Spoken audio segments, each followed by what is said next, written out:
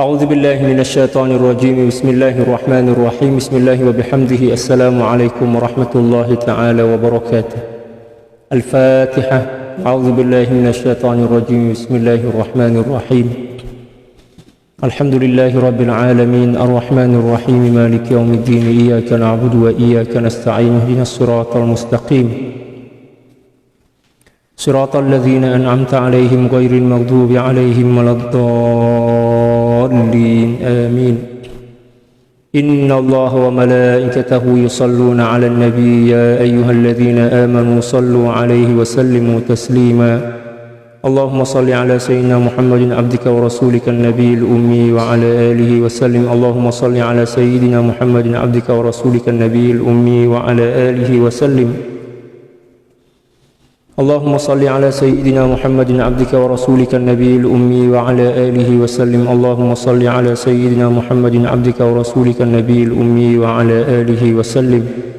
اللهم صل على سيدنا محمد عبدك ورسولك النبي الأمي وعلى آله وسلم. اللهم صل على سيدنا محمد عبدك ورسولك النبي الأمي وعلى آله وسلم. اللهم صل على سيدنا محمد عبدك ورسولك النبي الأمي وعلى آله وسلم. اللهم صل على سيدنا محمد عبدك ورسولك النبي الأمي وعلى آله وسلم. اللهم صل على سيدنا محمد عبدك ورسولك النبي الأمي وعلى آله وسلم.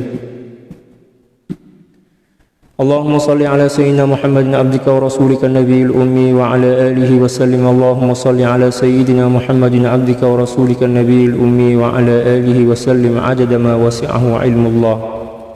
الحمد لله والصلاة والسلام على المبعوث رحمة للعالمين سيدنا ومولانا وقرة أعيننا وحبيب قلوبنا سيد الأولين والآخرين سيدنا محمد وعلى آله وصحبه أجمعين.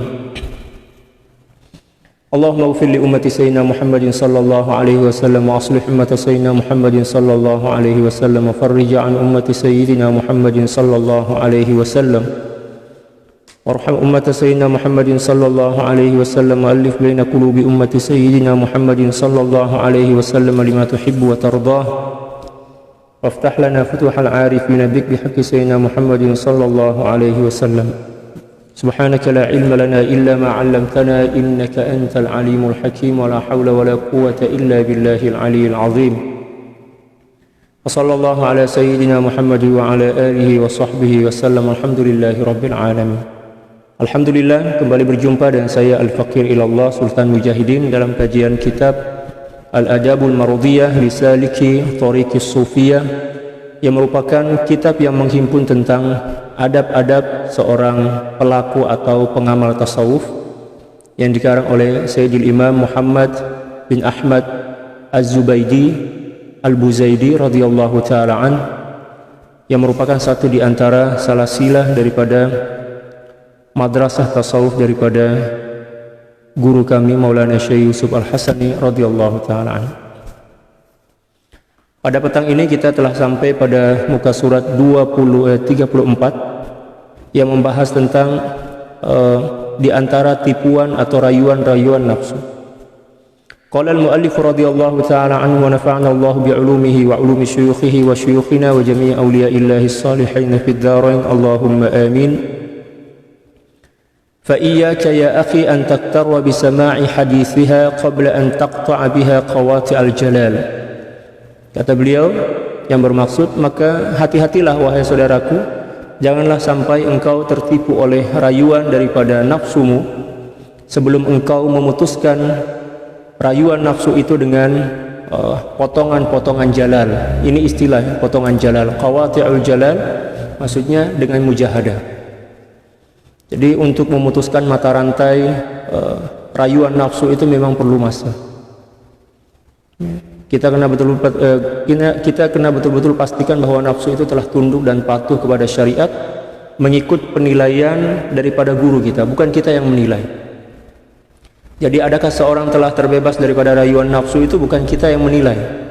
Seperti mana seorang pesakit yang memastikan pesakit ini telah sembuh atau belum, itu adalah dokter, bukan diri dia kan. Bukan disebabkan dia merasa dah lega, dia merasa dah sehat, lalu kemudian itu tanda yang dia itu telah sehat. ya kita kembalikan kepada dokter. Dokter yang lebih mengetahui tentang sehat atau belumnya seseorang si pesakit itu. Wa tusa'idaka fi tariqi muddatin tawilah. Fi tariqihi muddatan tawilah.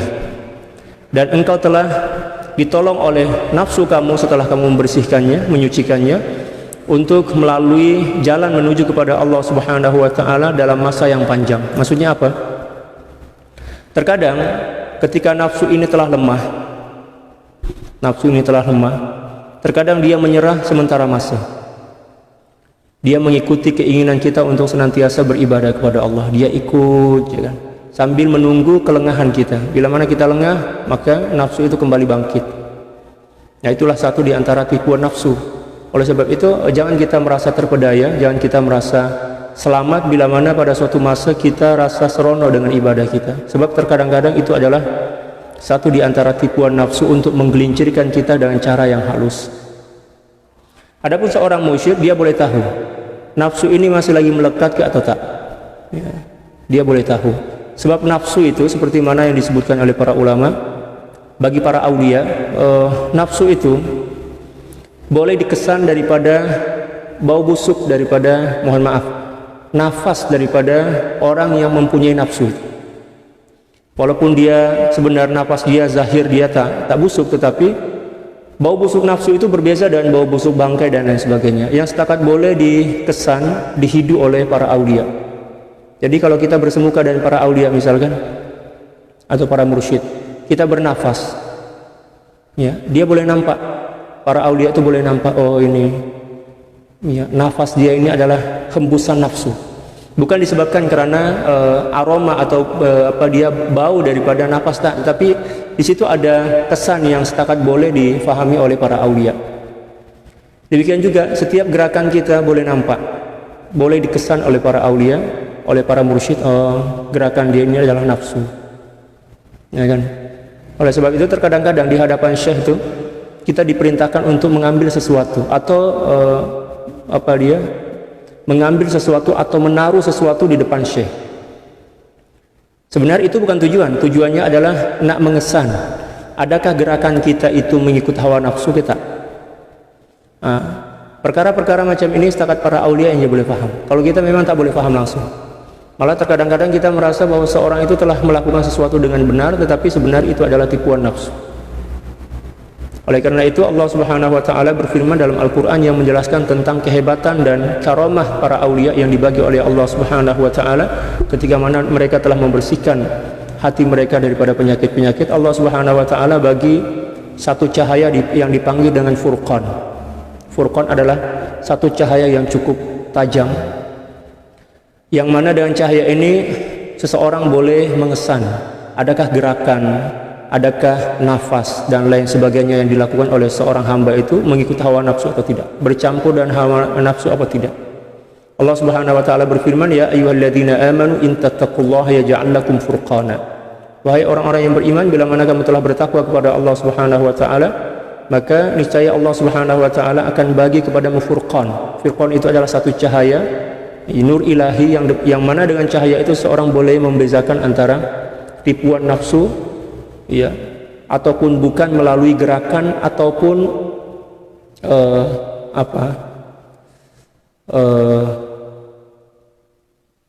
aroma tubuh. Maknanya kalau kita melintas lalu kan kita berpapasan maknanya berjumpa dengan seorang wali, itu kan ada angin yang dihembuskan oleh ada hembusan angin daripada tubuh kita yang mengenai seseorang kan. Daripada situ aja para aulia boleh tahu, oh ini masih diperhamba oleh nafsu. Tapi dia orang senyap. Sebab apa? Bila mana seorang mursyid ini bagi tahu, oh kamu ini terpengaruh oleh nafsu, maka akan menjadi fitnah. Oleh sebab itu para mursyid, para aulia setakat senyap aja. Tapi dalam senyap itu dia orang mencoba untuk mendidik atau mentarbiyah murid tersebut agar boleh terbebas daripada hawa nafsu. Demikian juga kata para aulia, dari susunan ayat kita ketika mana kita menulis sepucuk surat misal kepada syekh, daripada sepucuk surat itu dia orang boleh tahu dah susunan ayat, melalui susunan ayat kita, oh ini murid saya ini penyakit hati dia macam ni, macam itu. Itulah satu di antara karamah para aulia. Kalau kita memang tak boleh mengesan perkara-perkara yang halus seperti itu, tapi para aulia dia orang boleh. Ya, dipanggil karamah lah itu. Satu di antara karamatul aulia adalah mampu mengesan penyakit-penyakit hati seorang murid, sama ada daripada cara bergerak, demikian juga daripada tulisan, demikian juga daripada hembusan angin yang mengenai tubuh badan si murid itu lalu kemudian dihidu oleh guru dia. Nah, itu satu di antara ilmu firasah nama dia yang dibagi oleh Allah Subhanahu wa taala kepada para aulia.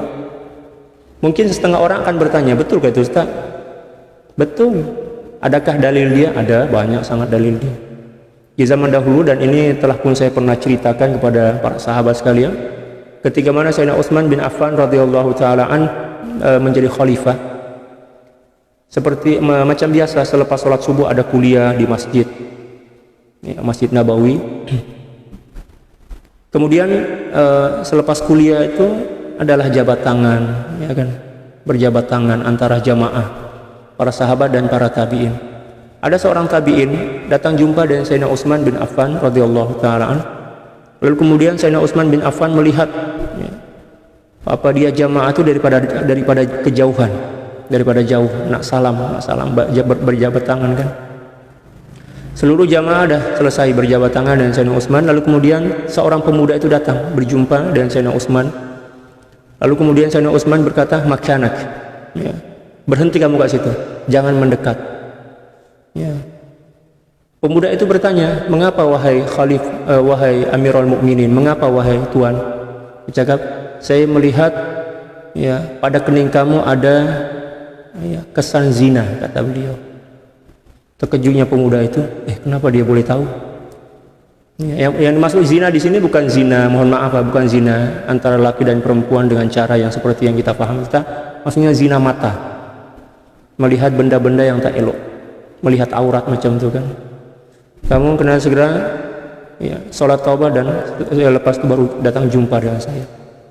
Betullah pemuda itu, ya, dengan senyap-senyap, sebab Sayyidina Utsman pun bagi tahu senyap-senyap. Dia pergi sholat taubat, kemudian setelah itu barulah datang jumpa dengan Sayyidina Utsman. Lalu kemudian Sayyidina Utsman tersenyum, lalu menerima uluran tangan daripada seorang jamaah itu dan mengatakan, ya, alhamdulillah, ya, dosamu telah diampunkan. Itulah para aulia. Ya, dia orang dibagi firasatul mukmin oleh Allah Subhanahu wa taala. Dalam satu hadis baginda sallallahu alaihi wasallam bersabda, atau kama qala sallallahu alaihi wasallam, ittaqu firasatal mu'min fa innahu yanzuru binurillah. Waspada dan takutlah kamu, ya, dengan firasah seorang mukmin. Dalam hadis ini yang dimaksud mukmin adalah mukminul kamil, seorang mukmin yang sempurna, yaitu para aulia. Karena sungguhnya para aulia ini, seorang wali ini memandang dengan firasat binurillah, memandang dengan cahaya Allah yang boleh menembus, ya, isi hati kita, ya kan, dipanggil firasatul mukmin. Subhanallah. Kalau kita walaupun lama di hadapan kita tak boleh mengesan benda-benda seperti itu, sebab kita bukan orang yang tergolong sebagai golongan khas. Hatta tastanshiqa raihatas sabri 'inda nuzulil masaib, sehinggalah engkau menghidu, ya, semerbak atau menghidu, ya, bau kesabaran bagi nafsu ketika mana diuji dengan musibah-musibah. Maksudnya apa? Selagi nafsu itu belum pernah dididik dengan musibah, jangan pernah menyangka bahwa nafsu itu telah tunduk, walaupun nampak seolah-olah nafsu itu tunduk kepada kita. Ya. Jadi musibah itu merupakan satu di antara asbab yang diturunkan oleh Allah Subhanahu wa taala dengan tujuan untuk mendidik nafsu. Sebab nafsu ini setakat boleh ditundukkan dengan musibah. Tapi yang menjadi pelik itu, orang dapat musibah kata nak dekat kepada Allah, tapi dapat musibah lari pula memohon kepada Allah, ya Allah jauhkan aku daripada musibah, ya kan? Itu yang pelik.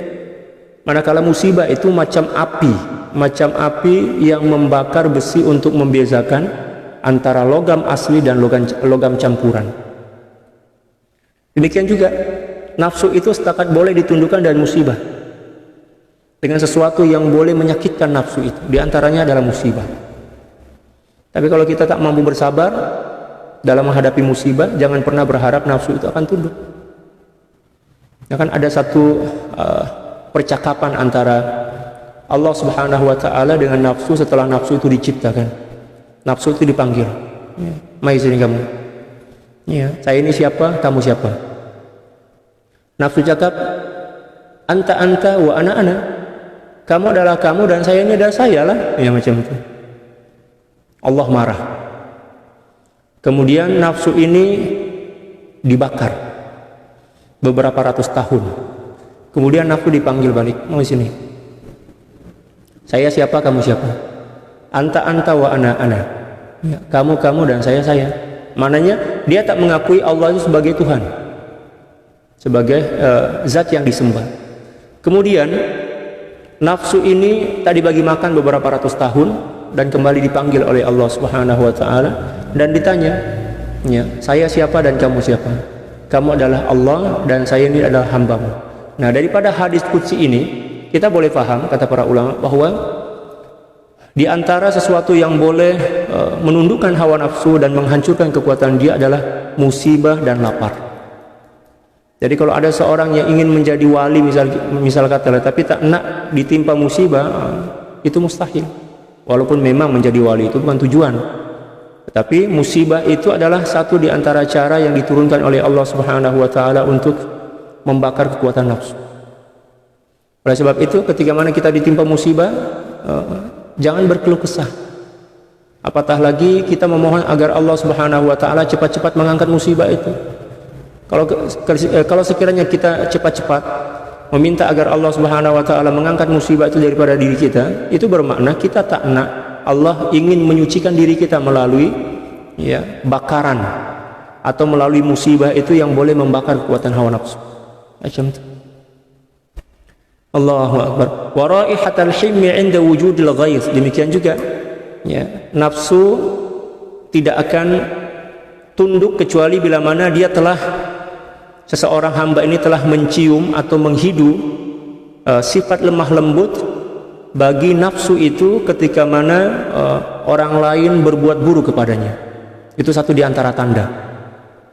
Kalau ada seorang yang dihina, misal dicaci maki, ada orang yang marah kepada dia, bermasah muka kepada dia, tapi dia tak mampu untuk membalas dengan sifat lemah lembut, itu sebagai tanda bahwa nafsu itu masih melekat pada tubuh dia. Kekuatan hawa nafsu itu masih kuat lagi. Adapun bila mana dia telah mampu membalas keburukan seseorang dengan kebaikan, kelemah lembutan, itu satu tanda bahwa nafsu itu telah mulai tunduk, telah mulai melemah, macam itu. Wa raihatal karami 'inda wujudil bukhli. Demikian juga telah menghidu, kamu telah menghidu semerbak sifat kemurahan ketika mana orang lain kedekut kepada kamu. Ada orang kedekut kepada kita, jangan kita balas dengan kedekut, kita balas dengan kemurahan hati. Itu tanda bahwa nafsu kita telah terdidik. Tapi kalau ada orang yang berbuat baik kepada kita, kita berbuat baik, lalu kemudian ada orang yang berbuat jahat kepada kita, kita balas dengan kejahatan, orang kafir pun boleh buat, ya kan? Dan itu bukan sifat seorang muslim. Seorang muslim itu adalah seorang yang telah mampu membalas keburukan dengan kebaikan. Wa raihatal ilmi 'inda wujudil jahl. Demikian juga telah mampu menghidu semerbak ilmu pengetahuan ketika wujudnya kejahilan. Allahu Akbar. Maksudnya apa? Mampu membalas kejahilan seseorang ke atas dia dengan ilmu. Ya kan? Ada orang yang membentak dia, ada orang yang mendebat dia dengan kejahilan, dia pula membalas dengan ilmu. Luar biasa. Wa raihatal basti 'inda wujudil qabd. Demikian juga telah menghidu raihah, bau atau semerbak. Al-bastul ini adalah ketenangan, ketentraman jiwa ketika mana seseorang itu ditimpa sesuatu yang membebani. Ya kan? Ada seorang yang ditimpa sesuatu yang membebani dalam hidupnya, tapi dia mampu tersenyum, mampu bahagia, hati dia tentram, tidak menggeliat. Menggeliat itu macam, kalau dalam bahasa Indonesia, menggeliat itu macam cacing yang terkena tar yang panas, terkena matahari, itu dia menggeliat macam itu. Apa sini orang panggil, tak tahulah. Kalau masih lagi hati dia menggeliat maknanya memberontak macam itu kan. Ketika mana musibah itu turun menimpa diri dia, itu tanda bahwa nafsu itu masih melingkar dalam hati dia. masih membungkus jiwa dia.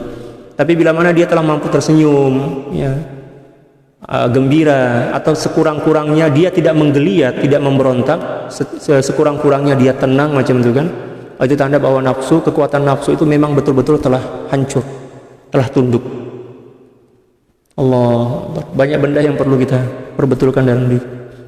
Wa raihatul quwwati 'inda wujudid dha'af. Demikian juga dia mampu menghidu semerbak kekuatan, kuasa dalam diri dia ketika mana orang lain, ya, atau tubuh badan dia lemah, letih, ya. Kalau dalam bahasa ini capek mananya letih, lelah. Walaupun tubuh badan dia letih, lelah, tapi kekuatan rohani itu tetap ada power. Semangat dia untuk mendekatkan diri kepada Allah Subhanahu wa taala tetap ada. Dan ini pernah berlaku kepada Sayyidi Syekhul Islam Zakaria Al-Ansari radhiyallahu taala an. Beliau hidup lebih 100 tahun. Dan di masa tua beliau lumpuh, tak boleh berdiri. Tapi yang pelik itu, setiap waktu sholat masuk, ya, beliau mampu berdiri tanpa dibantu oleh orang lain, tanpa pertolongan orang lain. Ini menunjukkan betapa kerohanian beliau itu mengalahkan kekuatan jasad. Ya, tubuh badan beliau lumpuh, tak boleh berdiri dah. Beliau duduk di atas kursi. Tapi bila mana qomat sholat, ya, orang dah qomat sholat, beliau tiba aja macam pemuda kembali muda macam itu. Beliau sholat sambil berdiri. Tapi bila mana ada salam, dah assalamualaikum, assalamualaikum, terus beliau duduk kembali ke atas kursi dan tak boleh berdiri. Itu satu di antara tanda yang seorang itu mempunyai kekuatan rohani yang cukup kuat, yang hebat dalam diri dia.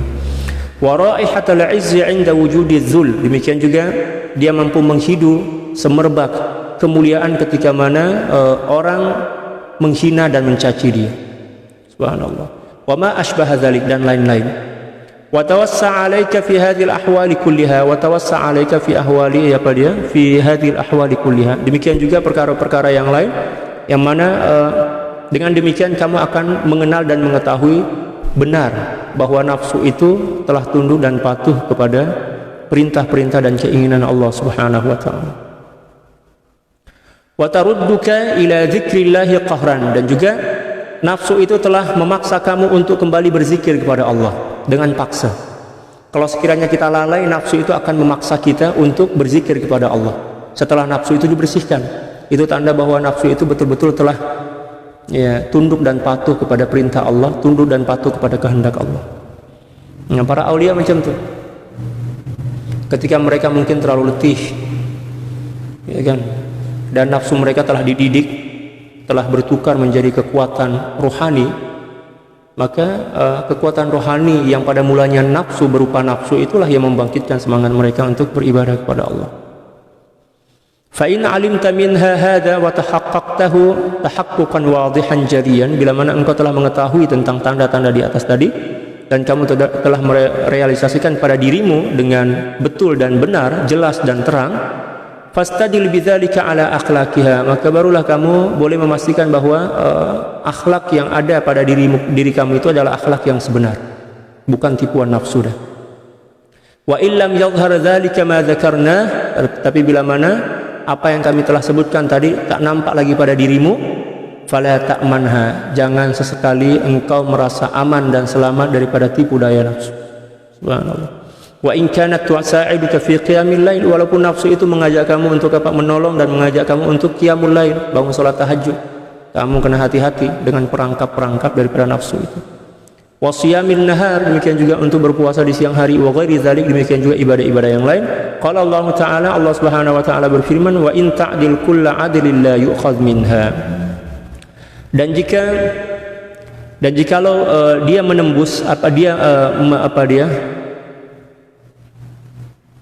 dan jikalau dia memberikan tebusan dengan segala tebusan apapun, niscaya tidak akan diterima tebusan tersebut. Maksudnya apa?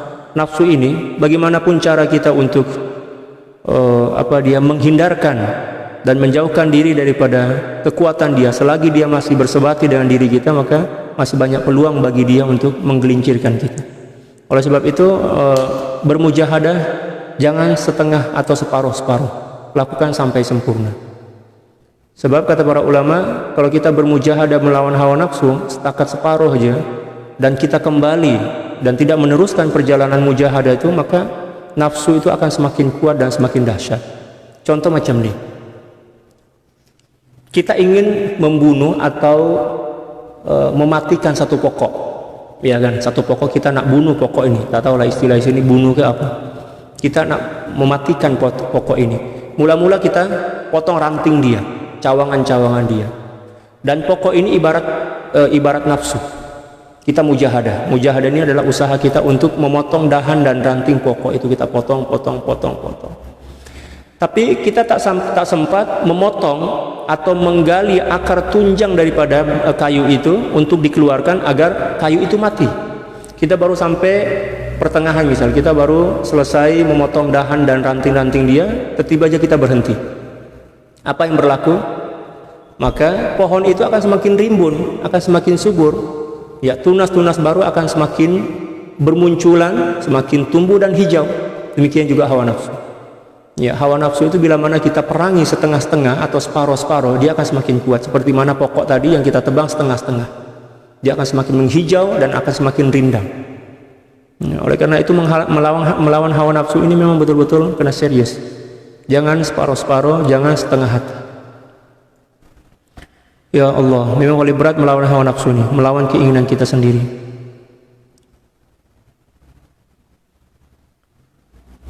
Yakni an-nafsal ammarah, yang dimaksud di sini adalah nafsul ammarah. Fa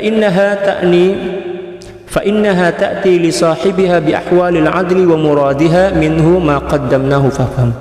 Karena sungguhnya nafsu ini akan senantiasa datang menjumpai atau membujuk ya manusia dengan tebusan-tebusan dan janji-janji agar rayuan-rayuan agar si hamba ini berhenti untuk melawan nafsu. Nafsu ini macam ini, memang licik lah. Bila mana kita ingin melawannya, dia akan memberikan janji-janji palsu kepada kita. Kita dirayu, janganlah, ya kamu nih kalau nak lawan saya tak boleh, saya 24 jam senantiasa bersama kamu. Rehat aja lah, tidur aja, ya tidur, ya, jangan paksa diri. Sebab Allah Subhanahu wa Ta'ala tak suka kita paksa diri. Pandai pula berdalil kan macam itu. Sehingga terkadang-kadang orang yang tak seberapa paham tentang bisikan nafsu, ingatkan yang berbisik itu adalah malaikat dalam jiwa dia, ya kan? Sehinggalah dia tak bermujahadah dan pada akhirnya akan senantiasa menjadi mangsa kepada keinginan hawa nafsu dia. Na'udzubillah tsumma na'udzubillahi min dzalik. Nah, bila mana dalam diri kita ada panggilan kebaikan, terus lakukan kebaikan itu, jangan kita tangguh-tangguhkan. Sebab bila mana kita tangguhkan, maka kita menangguhkan kebaikan itu akan diambil peluang oleh nafsu untuk menukarnya dengan benda-benda yang lain. Dalam diri kita kan ada dua makhluk yang berebut mencuri hati kita. Yang pertama adalah syaitan. Syaitan ini dijadikan sebagai alat oleh nafsu untuk mempengaruhi kita dan menyesatkan kita. Yang kedua adalah malaikat. Ya, syaitan ini nama dia dipanggil waswas, nama dia waswas. Adapun bisikan dia dipanggil waswasah. Disebutkan oleh Al-Imam Al-Ghazali dalam kitab Minhajul Abidin. Adapun malaikat baik yang menjaga hati kita dipanggil ya, mulhim. Nama dia mulhim. Dan bisikannya dipanggil ilham. Nah, kalau sekiranya dalam hati kita ada bisikan kebaikan, maka yakinlah bahwa itu adalah bisikan malaikat mulhim. Segera kita respon, segera kita tunaikan, jangan kita tangguh-tangguhkan. Sebab bila mana kita tangguhkan, akan diambil peluang oleh nafsu melalui syaitan untuk membisikkan bisikan-bisikan yang buruk. Na'udzubillah. Wa hadza kulluhu qabla ar-rusukhi wat tamkini fil mujahadah. Dan ini semua berlaku bagi seorang hamba sebelum dia teguh dan kukuh ya setelah melakukan mujahadah. Amma idza sabarat ma'a sahibiha hatta yaqta'a biha qawati'al jalali kal faqri waz-zul. Adapun ya nafsu itu setelah dia mampu bersabar ya, menuruti keinginan si hamba untuk senantiasa taat kepada Allah Subhanahu wa taala, sehinggalah hamba ini memutuskan mata rantai kekuatan hawa nafsu itu dengan sebenar-benar dengan kekuatan jalal Allah Subhanahu wa taala, sama ada dalam bentuk faqr, demikian juga hina, lemah, ya, tak berdaya dan lain sebagainya daripada sifat-sifat yang boleh menghancurkan dan merosakkan akar-akar dan juga tunjang kepada nafsu itu, hatta tasira awsafuha indaha ka'aqdariha wa maliha wa auladiha wa syahawatiha kulliha, sehinggalah sifat-sifat nafsu itu telah bertukar sebagai sahabat yang senantiasa menyertai si hamba ini untuk senantiasa taat kepada Allah Subhanahu wa taala, yang diandaikan atau dicontohkan dalam ayat ini seperti harta benda, keluarga dan keinginannya, macam itu. Maksudnya apa? Pada suatu masa nanti setelah nafsu ini kita kalahkan melalui mujahadah, maka dia akan bermanja-manja kepada kita, mengajak kita untuk melakukan ibadah tanpa sebarang tipuan-tipuan dan kepalsuan, macam itu. Tapi itu setelah proses yang panjang dan setelah guru kita memastikan bahwa kita telah selamat daripada gangguan hawa nafsu. Adapun bila mana guru kita atau mursyid kita tak bagi tahu lagi yang kita ini telah terbebas daripada kekuatan hawa nafsu, maka selama itu kita kena tetap mujahadah melawan hawa nafsu itu. Allahu Akbar. Ini yang paling berat dalam belajar tasawuf ini, melawan nafsu. Wa mahma aradta naqlaha minha fala taqdir kama kana fil bidayah fil ibtida'i turidu an tadkhulaha fi wasfiha fala taqdir. Ya. Dan bagaimanapun cara kamu, macam apapun cara kamu untuk mengeluarkan nafsu itu daripada dirinya, maka kamu tidak akan pernah mampu. Ya. Allahu Akbar. Kama kanat fil ibtida'i turidu an tadkhulaha fi wasfiha, seperti mana pada permulaan ketika mana kamu menginginkan agar nafsu itu masuk kepada sifat-sifat kemuliaannya, kamu tak mampu pada permulaan. Ya. Fa idza sakanat hadha sukun, dan bila mana nafsu ini telah tenang, seperti ketenangan yang disebutkan di atas tadi, bahwa nafsu telah tunduk, patuh dan merasa bahagia dengan ibadah dan ketundukan kepada Allah Subhanahu wa taala. Wastaqarrat hadhil istiqrar, dan telah menjadi teguh, tetap, ya, dengan kekuatan yang penuh. Walam tabqa minha aqabatun wahidah, dan tidak berbaki dalam nafsu itu, bagi nafsu itu satu tanjakan ataupun kekuatan walaupun satu, walaupun sedikit. Fahunaka yambagi lahu tazkiyatuha zahiran wa batina. Pada masa itulah nafsu itu, ya, boleh kita puji dan boleh kita sanjung. Jadi pada permulaan, pada mula-mula memang kita tak boleh menyanjung dan memuji nafsu. Tapi bila mana dia telah tunduk, dia telah patuh, dia telah tunduk kepada syariat dan telah bertukar nama menjadi ruh, maka barulah kita boleh memuji dan menyanjungnya. Bil qawli wal fi'li, sama ada dengan perbuatan ataupun perkataan.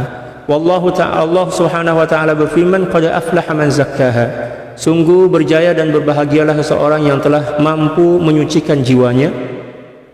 Ala tariqi ahli isyarah, sesuai dengan penafsiran ahli isyarah. Fata'ammal, maka renungkanlah, pikirkanlah dengan baik.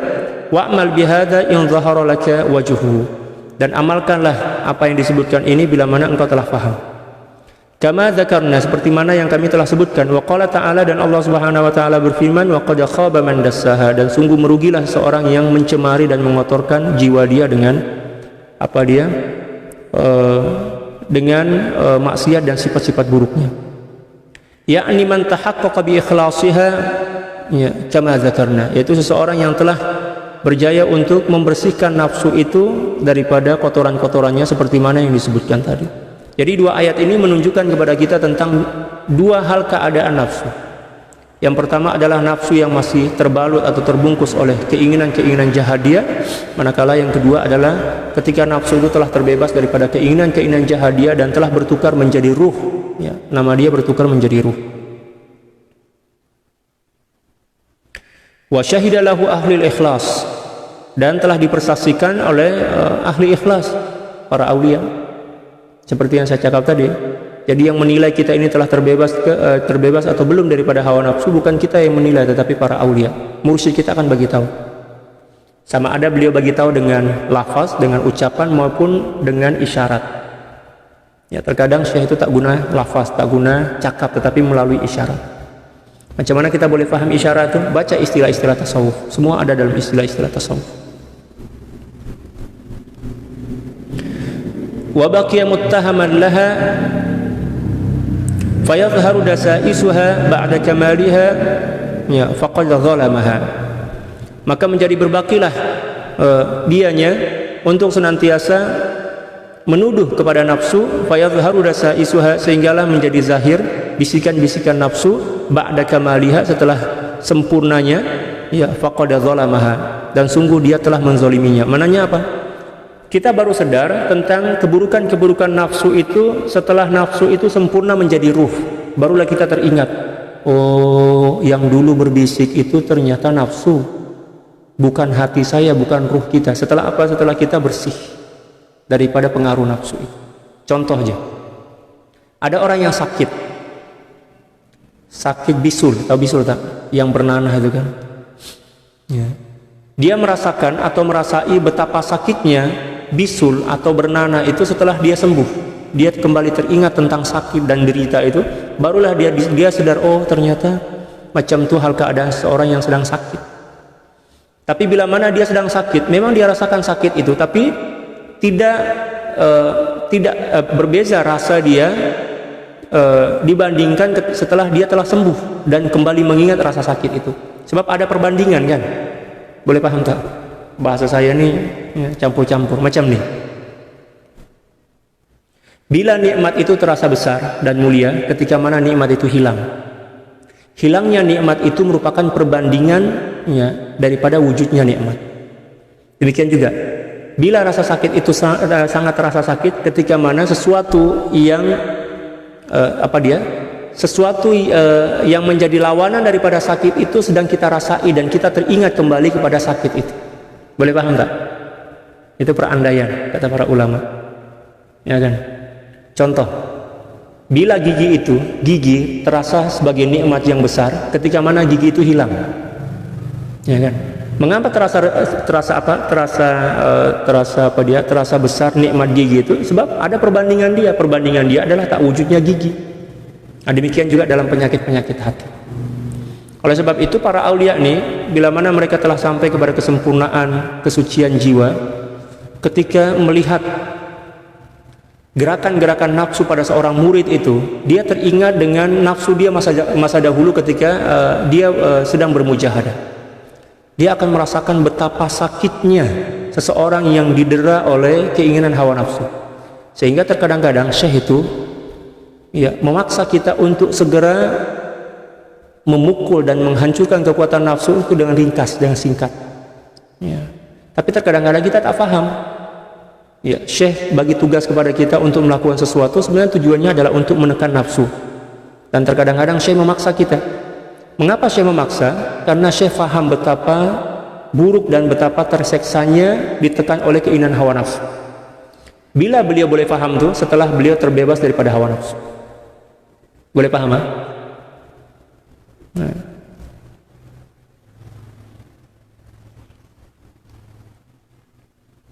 Wa man zalamaha khaba min izhari asrariha wa syuruki anwariha.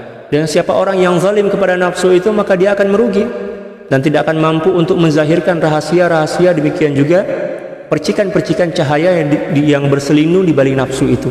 Wa nasamati azhariha, demikian juga bunga-bunga daripada tunas-tunas daripada bunga yang ditimbulkan oleh nafsu itu, maksudnya hiasan atau ilmu-ilmu yang berada di sebalik nafsu itu. Wa ma zalamnahum walakin kanu anfusahum yadhlimun. Dan tidaklah kami menzalimi mereka, akan tetapi mereka sendirilah yang menzalimi diri mereka. Ay zalamu anfusahum li'anna an-nafsa al-mukhlisata al-mutmainnata aqrabu li sahibiha min kulli ahad. Ya, yang dimaksud di sini adalah mereka menzalimi diri mereka sendiri, karena sungguhnya nafsu yang telah bersih dan telah tenang dan tentram itu lebih dekat kepada pemiliknya dibandingkan segala sesuatu. Allahu Akbar. Wa asdaqu ilaihi fahuwa aula bil ihsan. Dan lebih jujur kepadanya, maka nafsu seperti inilah yang lebih layak untuk lebih layak untuk mendapatkan ihsan daripada pemiliknya. Maksudnya macam ini. Setelah nafsu itu dibersihkan, telah bertukar menjadi ruh, ya kan? Dalam syariat kita diperintahkan untuk berbuat baik kepada orang lain kan? Berbuat baik kepada orang lain. Dan berbuat baik kepada orang lain ini kita utamakan orang yang paling dekat. Ya kan? Allah Subhanahu wa taala berfirman, "Wa yas'alunaka madza yunfiqun qul ma anfaqtum min khairin falil walidaini wal aqrabina wal yatama wal masakin." Mereka bertanya kepadamu tentang macam mana cara kita berinfak. Maka katakanlah, "Qul ma anfaqtum min khairin," apa yang kamu infakkan dari kebaikan, falil walidain, mula-mula diberikan kepada ibu bapak. Wal aqrabin, falil walidaini wal aqrabin, kemudian orang yang paling rapat dengan kita. Setelah nafsu kita bersihkan, orang yang paling rapat dan paling baik pada diri kita itu diri kita sendiri. Boleh paham tak? Sehingga ketika mana nafsu itu telah kita bersihkan, kita sucikan, maka nafsu kita sendiri inilah yang merupakan makhluk pertama yang lebih berhak untuk kita berbuat baik kepadanya. Boleh paham? Ya. Ketika nafsu itu masih kotor, masih terbungkus oleh sifat-sifat kejahatan dia, kita tak boleh berbuat baik kepada nafsu kita. Kita kena lawan dia, kita kena perangi dia. Tapi ketika mana nafsu itu telah bertukar menjadi ruh dan dia telah tunduk kepada syariat dan telah suci daripada sifat-sifat buruknya, maka kita ini sebagai pemilik nafsu, ya, kita kena dahulukan diri kita sendiri dalam melakukan kebaikan atau memberikan kebaikan kepadanya dibandingkan orang lain. Oleh sebab itu kalau kita baca kitab-kitab para ulama, ketika ya, para ulama atau para aulia itu telah sampai kepada tingkat kewalian yang sempurna, ya, ketika mereka makan mesti mencari makanan yang paling sedap, minum mesti mencari minuman yang paling sedap juga. Kalau minum yang paling sedap, nak bagi kepada nafsu dia, karena nafsu ini adalah makhluk yang paling dekat kepada diri dia, dan nafsu yang ada pada diri dia ini telah suci, maka maknanya dia lebih berhak, lebih layak untuk berbuat baik kepada nafsu dia sendiri dibandingkan orang lain. Mungkin boleh pahamlah suatu masa nanti insyaallah. Ya, coba kita tengok para aulia itu, mana ada dia di antara mereka yang makan makanan biasa setelah ya sempurna keimanan dan ma'rifah mereka kepada Allah, mesti dia akan memilih makanan-makanan yang terbaik untuk diri dia sendiri sebagai upah, sebagai bentuk penghormatan kepada nafsu yang telah bertukar sifat menjadi sifat-sifat kemuliaan. Dia bagilah apa yang dia nak makan. Contoh macam ni, saya bagi contoh yang senang kita paham. Mohon maaf, seekor anjing, ketika seekor anjing ini sedang dilatih untuk menjadi anjing pelacak kalau dalam bahasa Indonesia, dia tidak dibagi makan. Ya, dia tidak dibagi makan, dia tidak dibagi minum. Kalau sekiranya dibagi makan sikit je. Itu pun makanan-makanan yang biasa je. Tujuannya apa? Tujuannya agar anjing ini cepat tunduk kepada pemiliknya, kepada tuannya. Dilatih untuk melacak, ya, untuk mengesan kalau dalam bahasa Melayu. Ya kan, dilatih. Semasa pelatihan itu dia tetap dibagi makan, tetapi makan yang sekedarnya, agar dia menjadi jinak. Sini orang panggil jinak juga, jinak dan tunduk kepada tuan dia. Tapi bila mana anjing ini telah pun terlatih, telah faham kehendak tuannya, maka dibagi makan yang sedap-sedap. Demikian juga nafsu kita. Ketika kita masih lagi berperang melawan hawa nafsu, memang kita tak bagi apapun yang dia nak. Nak tidur jangan bagi, nak banyak makan jangan bagi, ya kan? Nak banyak cakap jangan bagi, nak banyak kawan jangan bagi, ya. Sebab kita sedang berperang melawan kekuatan buruk dia, kekuatan jahat dia. Tapi bila mana nafsu ini telah tunduk dan 100% telah ya pasrah kepada Allah Subhanahu wa taala, maka kita kena bagilah apa yang pada mulanya kita tak bagi makanan-makanan yang sedap, ya kan? Ya, bagilah kawan sebanyak-banyaknya. Sebab dengan banyaknya kawan itu nanti dia akan mengambil peranan di dalamnya untuk menyampaikan kebaikan, nasihat-nasihat dan dakwah kepada orang lain. Ya. Itulah yang berlaku di kalangan para aulia. Kalau kita ini masih sebagai orang awam, jangan buat macam itu. Ya. Bila mana kita bagi apapun yang dikehendaki oleh nafsu kita, maka kita akan semakin diperhamba oleh nafsu. Wa fil hadis, dalam satu hadis baginda sallallahu alaihi wasallam bersabda, ibda binafsik summa biman ta'ul. Mulakanlah dengan dirimu, kemudian orang-orang yang berada di bawah tanggung jawabmu. Yang dimaksud di sini adalah setelah nafsu itu ya bertukar menjadi nafsu yang tenang, yang tentram, dan telah bersih daripada pengaruh-pengaruh jahat dia. Fafham ma'nahu rahimakallah, fa inna nafsa ghaira al-mukhlisati al-wajibu ala sahibiha ay yabda'a li ghairiha. Karena sungguhnya kata beliau, nafsu yang belum lagi bersih, belum lagi suci, maka menjadi kewajiban orang yang memiliki nafsu itu mendahulukan orang lain. Bila mana nafsu kita masih kotor, maka kita kena mendahulukan kebaikan itu kepada orang lain. Ya kan? Kita nak makan, jangan kita makan, kita bagi kepada orang lain. Kita ada duit, jangan kita bagi kepada diri kita, nafsu kita bagi kepada orang lain. Sebab apa? Bila mana kita bagi kepada diri kita sendiri, makan kita suka-suka hati, maka nafsu itu akan semakin membesar, semakin kuat, dan akan semakin mudah untuk menghancurkan kita. Allahu Akbar. Yakni fil birri wal ihsan, dalam kebaikan dan keihsanan. Wa kaifa yabda'u biha, macam mana dia boleh mendahulukan nafsu yang masih jahat itu? Wal haqqu ta'ala madahal ithara 'alal minal mukhlisina fadlan an ghairihim. Manakala Allah Subhanahu wa taala memuji orang-orang yang ikhlas untuk mendahulukan orang lain dibandingkan diri mereka sendiri. Allah Subhanahu wa taala berfirman, "Wa yu'siruna 'ala anfusihim walau kana bihim khassasah." Mereka mendahulukan orang lain dibandingkan diri mereka sendiri. Itulah orang-orang yang suci, yang yang sedang berusaha untuk menyucikan diri, tetapi pada masa itu masih lagi terikat oleh kekuatan hawa nafsu mereka. Tapi bila mana nafsu itu telah bersih, maka dia kena mendahulukan diri dia. Contoh misal, kita sedang makan, ya kan? Kita masih terpengaruh oleh nafsu. Kita ingin makan, jangan makan dulu, bagi dulu kepada orang lain. Tapi bila mana seorang telah hati dia bersih, suci, maka ketika dia makan, dia kena ambil dulu untuk diri dia. Sebab orang yang paling berhak dan paling layak, atau mohon maaf bukan orang, makhluk yang paling layak dan paling berhak untuk menerima ihsan saya adalah diri saya sendiri setelah nafsu itu bersih, suci. Ya kan? Masih ingat lagi mungkin cerita tentang Syekh Abdul Qadir Al-Jilani yang makanan beliau sedap-sedap. Ya, setelah beliau bermujahadah puluhan tahun melawan hawa nafsu dan nafsu itu telah tunduk dan patuh, maka beliau makanlah. Ya, bagi makan kepada nafsu itu yang sedap-sedap. Kalau kita yang belum lagi sampai pada tahap itu, jangan kita buat, karena itu akan semakin menghancurkan diri kita. Wa iyyaka an tafhamal haditsa ala ghairi ma'na, dan hati-hatilah kamu jangan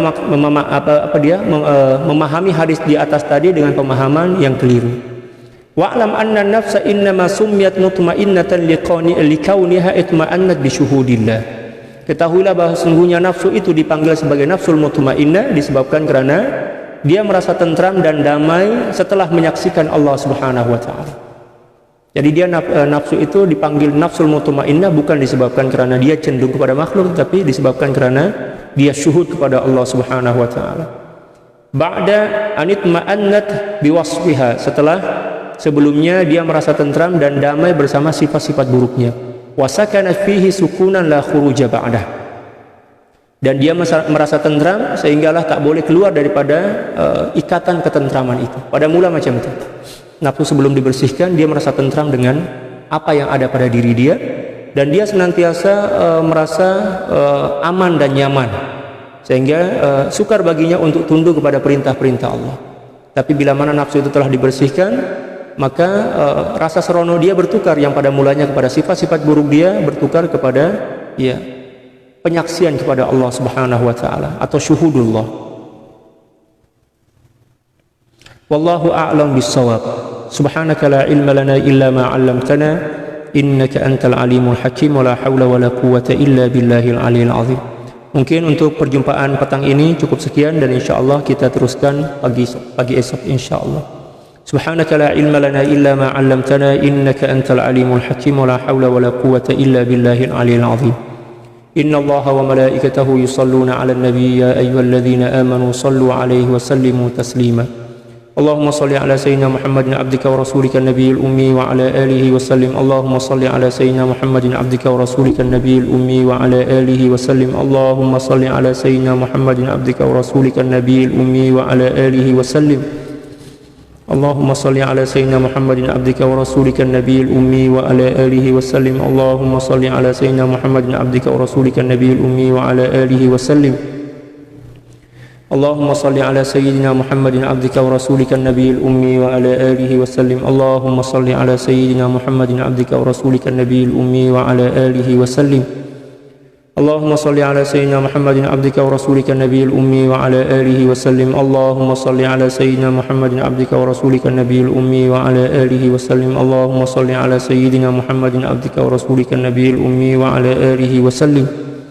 اللهم صل على سيدنا محمد عبدك ورسولك النبي الأمي وعلى آله وسلم. اللهم صل على سيدنا محمد عبدك ورسولك النبي الأمي وعلى آله وسلم عدد ما وسعه علم الله. Sekian, wallahul muwaffiq wal hadi ila sabilir rasyad wal afu minkum. Assalamualaikum warahmatullahi taala wabarakatuh.